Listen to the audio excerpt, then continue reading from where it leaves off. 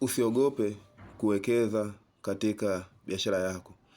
Kuna baadhi ya watu wengine ambao wanafanya biashara yake na kuja kuona kuwa mpaka miaka mitatu ipo vile vile. Na sio kwamba hapati pesa, anapata pesa, lakini pesa ambayo anapata anafanyia vitu vingine. Kwa hiyo anashindwa kuwekeza katika biashara yake akihofia kupata hasara. Sasa biashara yako unahofia kupata hasara kwa sababu gani?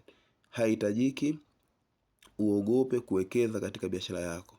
Ili biashara yako iwe kubwa ni lazima uwekeze. Yaani kama umepata faida shilingi 10,000, hakikisha 5,000 inarudi kwenye biashara yako, 5,000 fanya matumizi mengine.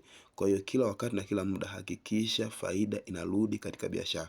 Kwa hiyo kadiri unavyokuwa unairudisha pesa katika biashara yako, ndio biashara yako inakuwa. Lakini kama utakuwa unatoa faida yote kwenye biashara, inabaki mtaji tu, sahau kuhusu kukua biashara yako.